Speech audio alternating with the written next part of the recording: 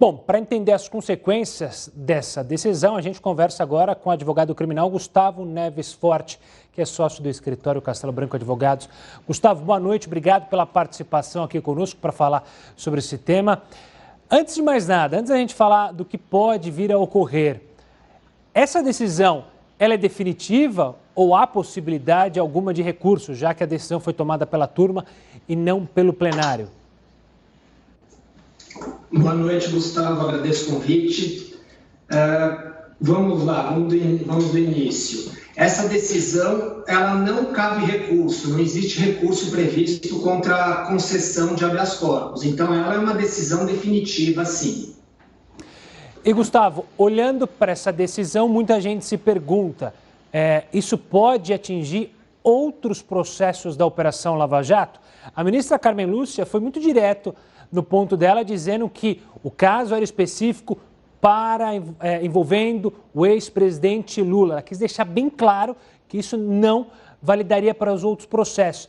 Na sua avaliação, isso pode ocorrer? Um exemplo, o Cunha, o ex-deputado Cunha, ele pode vir a pedir, por exemplo, uma suspeição de Moro no caso envolvendo as operações que envolveram o ex-deputado? Outros empresários envolvidos na Operação Lava Jato podem fazer o mesmo pedido? Gustavo, potencialmente pode haver reflexos, sim. O habeas corpus de hoje pode trazer reflexos para outros casos que terão que ser analisados individualmente. Por enquanto, o que o Supremo Tribunal Federal julgou hoje foi um dos casos do Lula. Foi apenas o caso chamado caso do triplex, do Guarujá.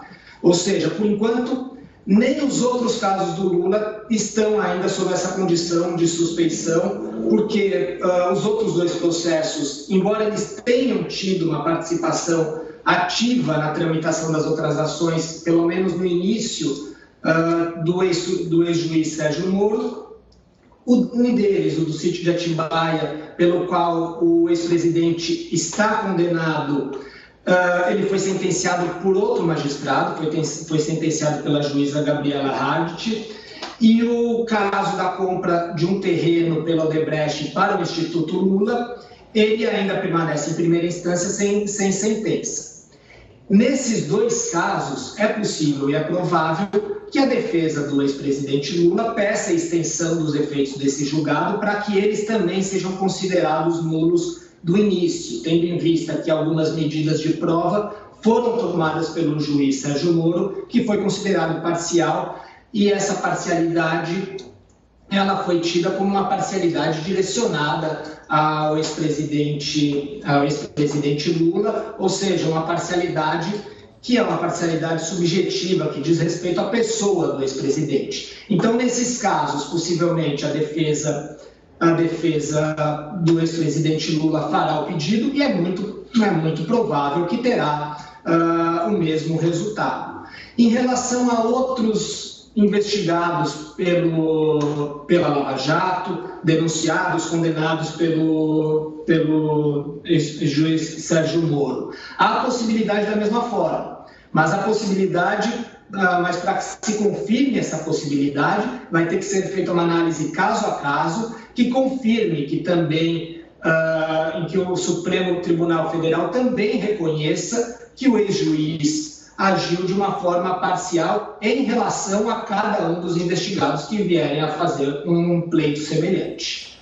Marcelo, ainda falando sobre o ex-presidente Lula, a gente mostrou na reportagem que o ministro Fachin já tinha tomado uma decisão que foi repassar todos os processos envolvendo o ex-presidente para Brasília, para o Distrito Federal, para a Justiça do Distrito Federal.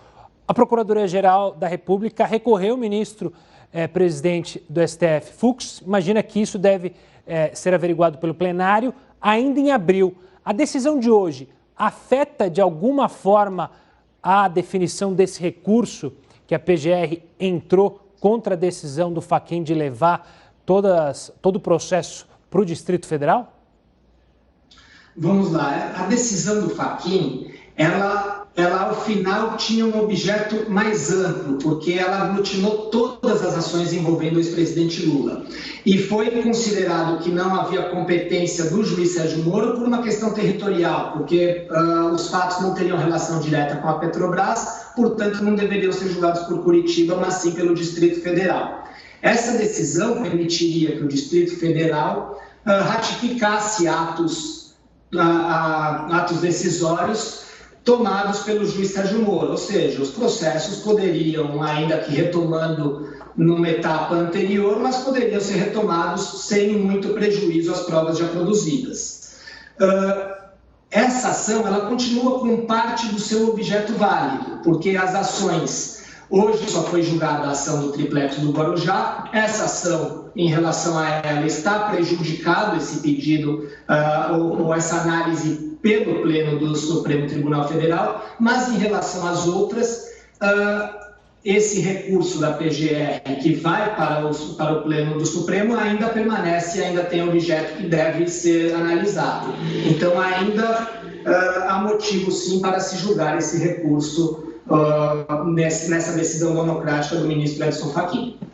Gustavo, peço perdão que eu, se não me engano, acho que te chamei de Marcelo, faço aqui o meu pedido de perdão e quero te perguntar, finalmente, também, sobre essa decisão pode afetar de alguma forma ou pode causar algum efeito no sistema jurídico, no sentido de juízes, procuradores, promotores ficarem atentos ao processo e com medo de futuras anulações envolvendo outras operações que nada tem a ver com a Operação Lava Jato?